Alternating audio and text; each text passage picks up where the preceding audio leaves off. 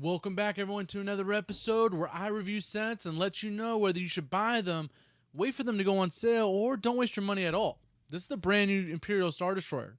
Let's dive into it. With set number 75394, this set has 1,555 pieces, includes a whopping 7 minifigures with a retail price of $160. It's about 10 cents per piece. Here's a quick history lesson of the Imperial Star Destroyer. There were 4 main sets made over the years. There were some micros and minis and stuff like that, but these are the 4 main sets.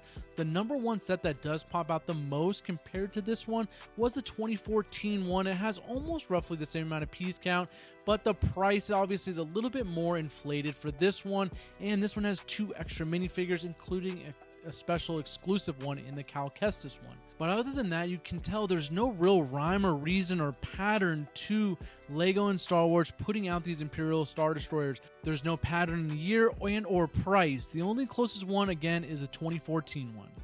Getting into the box art is a classic 25 years of LEGO Star Wars look to it. Has that bluish chrome look to the whole box. One thing I do love about this actual box set art that I love more than usual is that you can see the Imperial Star Destroyers in the background. You can see the explosion, which you don't really see explosions too often in Star Wars boxes, and I love that they actually did that. And you can actually see the Death Star in the background also. And then if you flip around to the back side, it's actually the Star Destroyer is actually on like a carrier kind of thing in the middle of the ocean, which I love that.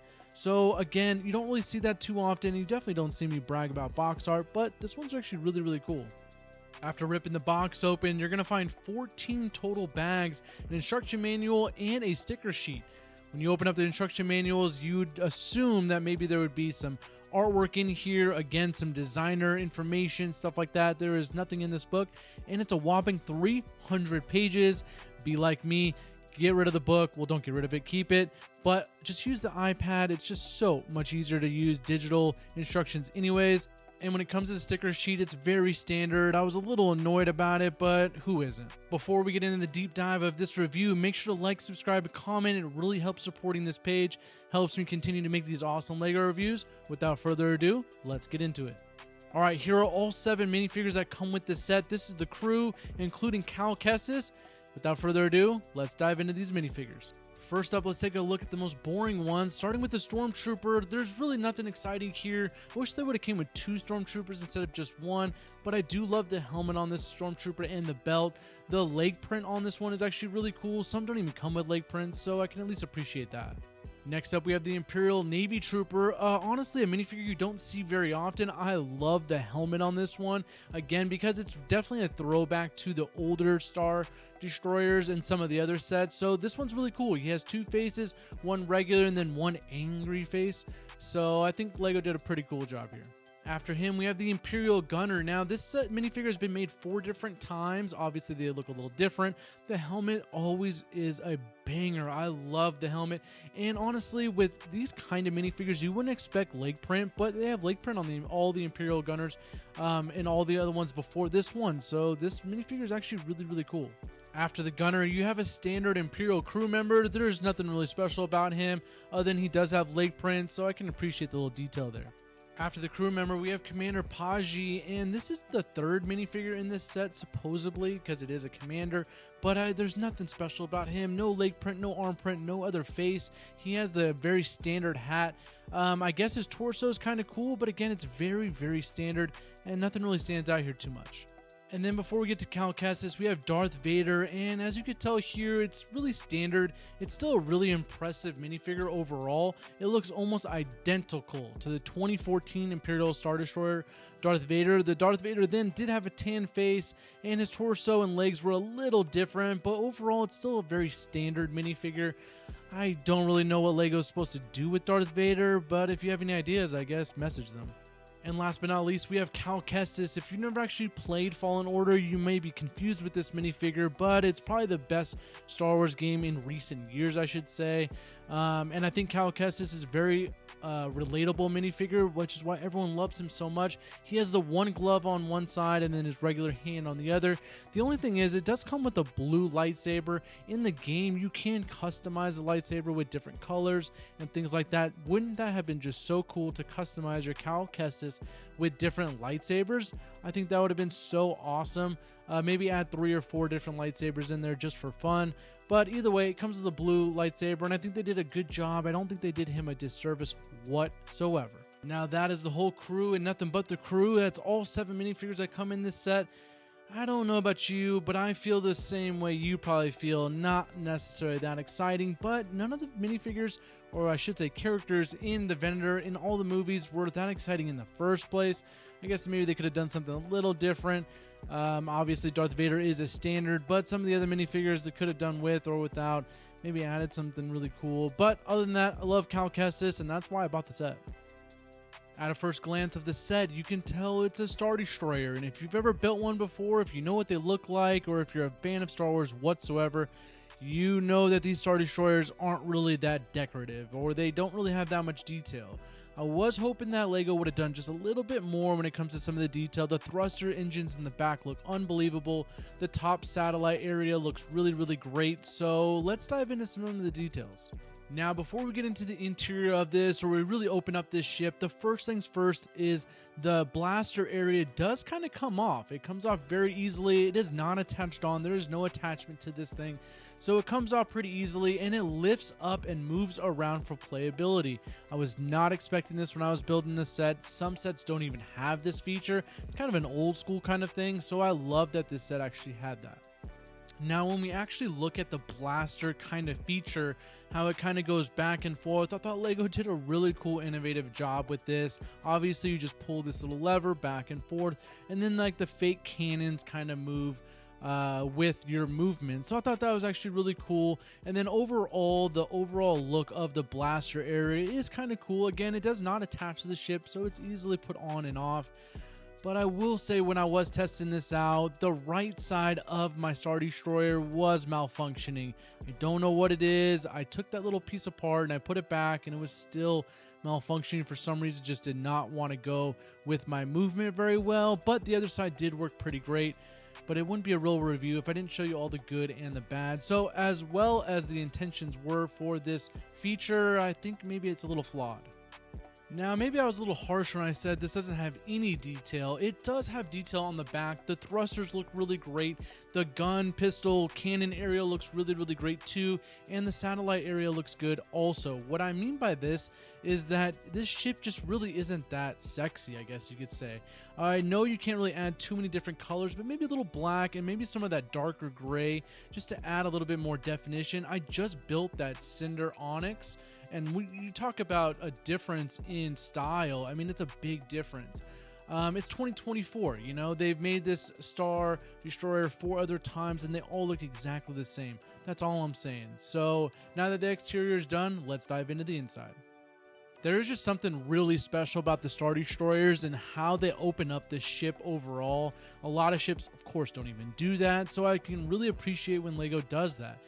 This ship opens up beautifully. If you're going to play with it or display it in different ways, you totally can. And there's actually a little bit more detail on the inside than there is on the outside.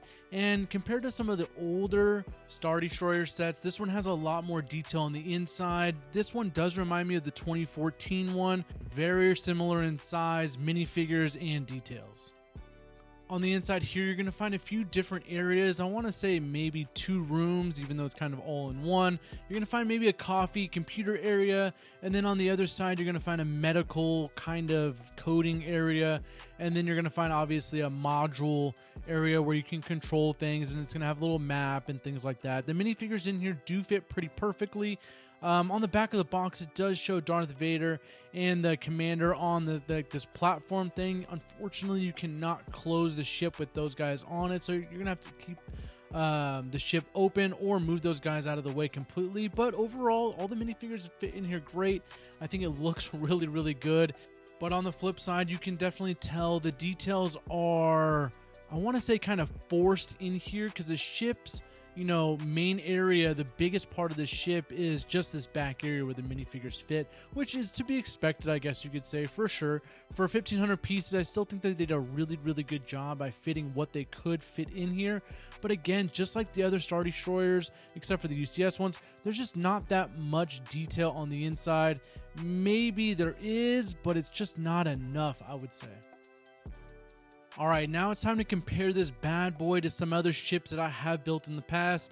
Yes, I built a 2014 one, and no, I don't want to talk about it, but it got destroyed, and it's in one massive container, and I haven't built it since. That's another story. Anyways, let's compare this to the UCS A-Wing and the UCS Landspeeder. As you can tell here, it's the same size, and the A-Wing and the Landspeeder have more pieces, but they use really big pieces in this Star Destroyer. So you're going to be pretty surprised once you open up the box and you start building it, and you're like, wow, the size of this bad boy is way bigger than I expected. So you're going to be pretty happy when it comes to that. So I will say the A+ for that, because at least the ship has really good size to it. Maybe it doesn't have that much detail as some of these ships that you're looking at right here, but hey, overall, size-wise, it definitely delivers. Now it's time to grade this bad boy, and we're going to grade this on play, display, minifigures, and price per piece. So when it comes to play, I'm going to give this one an 8 out of 10. Yes, there are some play features on here, but the fake cannons, it's cool, but make them real cannons, right? And then the other blasters on here, yes, they work. It's just not really enough. When you open up this set, yes, there is plenty to play with on the inside, but I think they could have done a little bit better. Again, this is a 10 and plus set, so it's definitely a playable set. Overall, I'm going to give this one an 8 out of 10 on play. Now, when it comes to display, I'm going to rate this also an 8 out of 10. It would have got a 9 or a 10 out of 10 if it would have just had a stand. I don't understand it. A lot of ships this size definitely do have stands, even if it's not maybe a tilting stand, even just like an upright stand, just to kind of give it a little bit of air lift, I would say. It would have got a 10 out of 10, no doubt about it.